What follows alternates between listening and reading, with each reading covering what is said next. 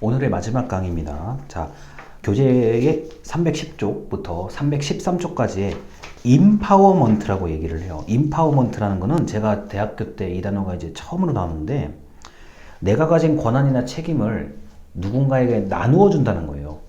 자, 나누어 준다는 건데, 처음에 전 대학교 때 이게 무슨 말인지 솔직히 잘 몰랐어요. 왜냐? 내가 권한을 가져본 일이 없거든요. 내가 권한을 가져본 일이 없으니까 이걸 이 임파워먼트, 이 양, 권한의 이 양이라고 얘기합니다. 전달. 자, 그래, 이 부분은 네가 알아서 다 해봐. 이게 바로 임파워먼트의 개념이거든요. 자, 권력과 책임을 이 양, 전달한다는 얘기. 그래서 자율성을 부여한다는 얘기입니다. 이게 그런데 우리 역사에 참 흔하게 일어나는 거예요. 흔하게 일어났었던 거예요. 자, 제국, 로마 제국처럼 영토가 너무 넓어가지고 주체할 수 없을 정도의 곳에는 어떻게 됩니까? 자, 옛날 말로 속주라는 개념을 만들어내죠. 야, 그 지방에, 그 지방에서 내가 일일이 명령하기가 그러니까, 내가 일일이 보고받으려면 시간이 많이 걸리니까, 내가 너를 정말 믿고, 난 네가 출중한 능력자라는 걸 알고 있다. 넌 나한테 충성만 맹세해라. 충성을 맹세해라. 그리고 내가 중간에 뭔가 지시하면 그거를 잘 따르되, 나머지 것에 대해서는 네가 그 지방에서, 그 속주에 대해서는 네가 다 알아서 해. 이게 사실은 임파워먼트 개념이에요. 근데 이 임파워먼트의 개념은 이 조직으로 그러니까 범위를 좁혀서 생각하면은 이게 이해를 하기가 좀 어려워 하시더라고요. 고난이 양이 뭐야? 이렇게 이제 이게 반응이 이런 경우가 있는데, 이건 넓게 생각하면 굉장히 이해하기 쉬워요. 옛날에 우리 그 역사를 봐도 그 식읍이라는 개념이 있어요. 그 마을의 모든 것은 다 네가 알아서 해라고. 다 네 거다. 그 마을은 다 네 거다. 이런 식으로 하는 시급의 개념도 있거든요. 자, 이게 이제 임파워먼트의 그 어떤 한 단면이라고 생각하시면 됩니다. 결론은 자율성을 부여하는 거예요. 근데 자율성을 부여한다는 것은 현대적인 의미에서 책임도 같이 부여하는 거죠. 자, 동기부여, 자신감을 심어주기도 하고요. 그 다음에 그 집단에게는 보상을 공유하기도 하고요. 자, 조직의 긍지, 자긍심, 난 우리 회사 너무 좋아. 스트레스, 뭐 경쟁력, 뭐 등등등이 전부 다 이제 임파워먼트의 개념인데, 자, 연구하시는 분들은 이 임파워먼트, 조직 분야를 연구하시는 분들은 이거 아주 고전적으로 지금까지, 그리고 미래에도 이 임파워먼트에 대한 연구는 계속됩니다. 자, 대한민국 같은 경우는 이제 집권에서 분권으로, 뭐 자치, 경찰이라는 개념이 임파워먼트라고 보시면 돼요. 자, 그 다음 자율성을 높이는 대신에 책임성도 그만큼 높여서 같이, 자, 그 권한을 넘겨준다는 얘기입니다. 자, 그런데 우리나라는 일단 여기 지금 소방관 되고 싶은 분들이 많다고 가정을 하고요. 경찰관도 있지만 하여튼 제복을 입는 집단에서는, 특히 대한민국의 경찰관과 소방관은 세계 어디에 놔도 굉장히 우수한 인력이에요. 아마 경찰관이나 소방관 본인들도 이걸 잘 모르실 수도 있는데, 제가 봤을 때는 훈련의 수준이 높고, 그 다음에 굉장히 조직적이에요. 응집력이 강해요. 물론 다른 나라의 경찰관과 소방관도 응집력이 강하지만, 우리나라의 어떤 그 기본적인 특수성, 자, 우리나라는 기본적으로 군 생활, 의무적으로, 자, 징병제를 도입하고 있는 생활을 해야 되고, 자, 여성들도 마찬가지예요. 기본적으로 교육의 수준이 높고, 일단 일 처리의 속도가 빨라요. 그리고 좀 내가 맡은 일을 내가 좀 웬만큼 다 해야만 좀 직성이 풀리는 사람 성격들이 있습니다. 그리고 내가 당장 급여가 좀 동결되고 때로는 급여가 늦게 나오는 경우들이 있을 거고, 아무리 공무원이라도요. 자, 그런 악조건 속에서도 일을 해야만 된다라는 개념이 강해요. 예를 들어서 어떤 나라 같은 경우는, 자, 월급 안 들어온다 그래서 일을 진짜 바로 안 하는 나라들도 있어요. 나 월급 안 들어왔으니까 자, 지금 이 시간부터 일 안 할 거야. 우리나라 공무원이 그렇게 한다고요? 큰일 납니다. 제가 볼 땐 파면이 확실해요. 그렇게 한다면. 야, 급여는 급여고 일은 일을 해야지. 딱 이 마인드예요. 우리나라의 그 공무원들은요. 그리고 일반적인 사람들도 일단 돈을 못 받고 뭐 보상을 못 받아서 열받고 막 열받죠. 당연히 화나고 그러는데, 그렇다고 일은 안 할 수 없지 않냐, 이런 개념이 강해요. 근데 이런 개념이 강하기 때문에 우리나라의 특히 제복을 입고 근무하시는 분들은 이 권한과 책임, 집권과 분권에 대해서 이게 좀 민감한 부분도 있지만 대체로 우리나라는 집권적 성격이 아직도 강해요.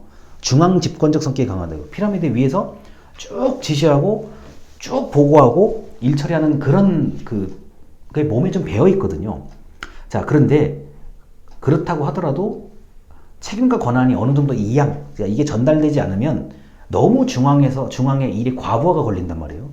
자, 그렇기 때문에 참 이게 법령이나 문서로 작성된 것만 봐서는 집권과 분권을 이해하기가 불가능해요. 제가 볼 때는요. 응?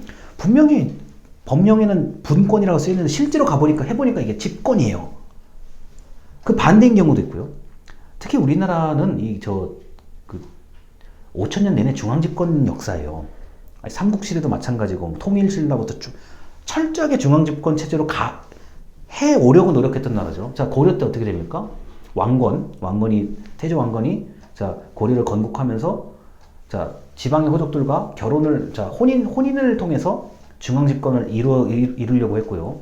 그 다음에 중간에 고려 시기에도 중간중간 왕들이 이른바 숙청을 단행했습니다. 야, 네가 지금 너 반역죄를 하는 것 같은데, 자, 나오세요. 자, 죽여. 그러면 싹 죽이는 거죠. 그게 참 너무 지금 우리 기준에서 봤을 때는 참 정말 허망하다, 무섭다 이렇게 생각할 수 있는데 그 당시에 왕 입장에서는 대항 세력이 나타나면 안 되는 거예요. 특히나 중앙의 조정의 대항 나타나면 무조건 죽여야 되는 거예요. 자, 그다음 조선 때 어떻게 됩니까? 우리가 다 알고 있는 한 번쯤 들었던 태종 이방원 같은 경우는 외척도 다 제거해버리죠. 귀양 보내고 죽이고 다 제거해버립니다. 자, 대항 세력이라고 판단했던 거예요. 그리고 이제 조선 계속 넘어가서 사화, 무슨 사화라는 것은 한쪽이 한쪽을 완전히 없애버리는 거거든요. 참 이게 나쁘게 보면 한없이 나쁘게 얘기할 수 있고 제가 설명하는 게 이게 엄청난 오해를 일으킬 수도 있어요. 그런데 그만큼 집권과 분권이 이게 간단하게 그냥 글자 몇 개로 봐서는 이해가 안 된다는 걸 제가 말씀드리고 싶고요. 자, 이제 오늘의 마지막 부분 319쪽과 320쪽의 얘기인데 눈에 안 보이는 부분까지 이 정치라고 볼 수가 있어요. 왜 저 사람은 나한테 아침에 인사를 안 할까? 진짜 이게 너무 별거 아닌데 별거라고 생각하는 사람들이 많거든요. 야, 왜 그리고 저 사람은 나하고 회식은 안 하고 왜 저쪽하고 저 사람하고 회식하지? 근데 그런 걸 또 눈에 거슬리는 사람들이 많아요. 이런 느낌 자체가 일종의 조직 내에서의 정치라고 보시면 됩니다. 그리고 이제 이런 거요. 연합을 형성하기도 하고, 야, 우리 편끼리, 우리 같이 편먹하자. 연합 형성. 자, 반대편의 세력을 찢어놓은 다음에 각각을 관리하는 경우, 반대편을 분할한 후에 지배하는 경우, 그 다음에 점진적으로 나의 입지를 다져나가는 경우, 내가 지금은 약하지만, 자, 차근차근 조직에서 어떤 입지를 키워나가는 경우, 그 다음에 외부 전문가를 활용하는 경우, 나는 내가 A팀인데, 내가 A팀의 팀장인데, B팀의 팀장이 말하는 게 듣기가 싫어요. 말이 안 맞는 것 같아. 그럼 어떻게 합니까? 내가 말하면은 욕먹을 것 같으니까, 외부의 전문가를 활용해서 저 B팀의 팀장이 말하는 게 틀렸다는 걸 보여줄 거예요. 외부 전문가를 활용하는 경우가 있습니다. 반대로, 야, 내 말에 전문가들이 많이 동의했어. 야, 전문가 모셔. 하면 딱 이렇게 하는 경우도 있거든요. 자, 그리고 이제 위원회를 구성하는 경우. 이게 지금 공무원을 징계해야 되는데 내가 혼자 말하기에는 좀 불편해. 위원회를 열자. 한 9명 정도 사람들을 소집해서 징계할지 말지를 결정한 다음에 무슨 위원회가 결의한 바 당신은 자, 징계에 해당돼서 무슨 처분을 합니다. 이게 이제 위원회의 구성으로 권한을 행사해버리는 경우가 있죠. 그 다음 무의사결정. 자, 이거는 원래 단독으로 또 설명을 해야 되는데 간단하게 얘기할게요. 아예 안건이 되지 못하도록 사전에 작업을 해버리는 경우입니다. 야, 지금 저 상대방이 얘기하는 저 불만이 공식화되지 않도록 좀 어떻게 처리 좀 해봐. 이게 이제 무의사결정의 개념이에요. 의사결정 단계에 들어오지 못하도록 아예 배제해버리는 게 무의사결정입니다. 뭐 이런 것도 있고요. 그 다음에 뭐 이런 거요. 뭐 다수가 만족할 수 있도록 조치하는 경우. 자, 야 이번에 좀 그 휴일하고 휴일에 평일이 끼어서 이른바 샌드위치 뭐 이렇게 저 기간이다. 야 이거 그냥 휴가. 야 회사 나오지 마. 다수의 만족이요. 이런 식으로 권력을 행사하는 경우도 있고 자신의 자신의 위치를 단단하게 만드는 경우도 있고요. 자, 개인의 권리를 기준으로 하는 경우가 있습니다. 만약에 불편함이 있으면 나한테 와서 말해. 그건 너의 권리야. 야, 왜 그 답답한 거 마음속에 담고 있어? 불만 있으면 나한테 말해. 야, 뭐 이거 그 지휘 보고 체계 무시해. 나한테 얘기해. 이런 경우 있어요. 그러면은 입지가 굉장히 커질 수가 있고요. 그 다음에 분배, 정의, 공정하다. 자, 이번에는 너희 이번에 상을 줘야 되는데 너 대상, 너 우수상, 너 장려상 기준은 이래서 그래. 이런 경우 공정하게만 잘 되면 권위 그리고 권력이 강해집니다. 그 다음 제도적으로 불확실성 줄이기. 야 우리가 이거 이것 때문에 맨날 싸우는데 서로 생각하다. 야 이제 규정 만들어. 규정에 따라 움직이자. 규정에 따라 움직여야만 권력이 작동하는 경우. 그 다음에 경쟁의 원천을 줄이는 것. 제일 단적인 게 죽이는 겁니다. 옛날 역사를 보면은 경쟁의 원천 줄이는 거. 야 없애. 다 없애. 너 없애잖아요.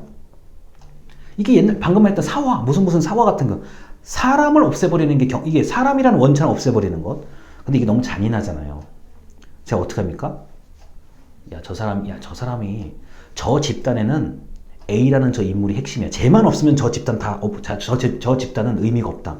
그 A라는 사람만 뭐 퇴사를 시킨다든가 조직에서 물러나게 한다든가 저 사람이 스트레스 받아서 나가게 한다든가 이게 좀 굉장히 냉정해요. 이것도. 그리고 중상모략이 좀 넘치는 부분입니다. 그 다음에 경쟁의 원천이라고 하면 이런 것도 있어요. 야 쟤네는 굉장히 머리가 좋아. 그리고 능력도 좋아. 힘도 세. 그런데 저 돈만 없애면 쟤네 그 자금. 쟤네 돈만 없애면 쟤네 활동 아무것도 못해. 그럼 돈만 없애버리면 돼요. 이게 진짜 냉정하고 무섭고 날카로워요. 권력은. 근데 우리는 이것을 가족, 친구, 동아리, 학교, 사회, 국가, 그리고 국가와 국가 간에서 이런 권력이 나타난다는 점. 우리 오늘 첫 영상에서 제가 설명드렸던 가족 유사성, 패밀리 리젠블런스라는 단어를 꼭 기억하셔가지고 권력은 참 사람들마다 생각이 다 다르면서도 같은 것 같으면서 다르게 얘기할 수 있구나. 이렇게 보시면 되겠습니다. 이 권력은 사실 이렇게 제가 약 지금 50분 영상에 다 소개할 만한 것들이 절대 아니에요. 원래는 권력은 우리 정치학에서는 핵심 중에 핵심이고요. 행정학에서도 권력을 많이 가지고 싶어서 정말 안달인 분들이 상당히 많아요. 자, 그래서 이런 그 권력에 대해서 요정도까지 말씀을 드렸고 한 1분 정도 말씀을 더 드리고 끝내겠습니다. 가장 강력한 권력은 사실 교육입니다. 제가 볼 때는요. 여러분이 지금 청소년이 아니기 때문에 제가 얘기하는 거를 오해 없이 들었으면 좋겠어요. 자, 선생님이나 교사나 교수 또는 강사 등등등의 앞에서 누군가 교육을 한다는 것 자체가 이게 강력한 권력을 행사하는 겁니다. 제가 A라는 걸 얘기를 해요. A라는 내용을 한 시간을 얘기하든 한 줄을 얘기하든 한 학기를 A라는 거에 대해서 얘기해요. 그럼 여러분들은 그걸 배운단 말이에요. 수강생 입장에서는 배운단 말이에요. 근데 제가 틀린 것을 열심히 한 학기 동안 얘기했어요. 또는 잘못된 것, 여러분은 그게 잘못된 건지 모릅니다. 수강생 입장에서는. 제가 잘못된 것을 한 학기 동안 얘기했어요. 배웠어요.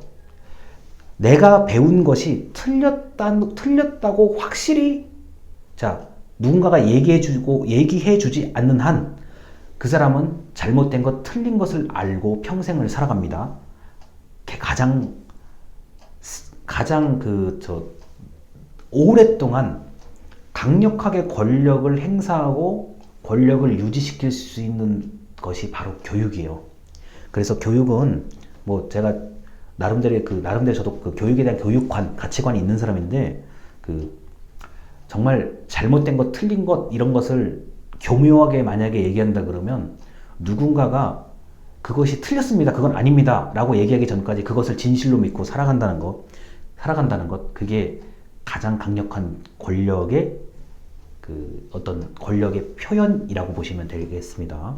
그래서 이게 나름대로의 저도 그렇게 하면 안 된다는 걸 잘 알고 있는 사람이기 때문에 예, 그에 대한 가치관을 가지고 여러분들에게 뭐 조금이나마 부족한 지식을 알려드리고 있습니다. 자, 오늘 권력에 대한 얘기는 여기까지 하고 계속 제가 영상을 미리 녹화를 해서 그러니까 미리 촬영해서 올리는 거기 때문에 다음 주 영상을 또 다음 주 초에 웬만하면 빨리 좀 올려드리도록 하겠습니다. 감사합니다.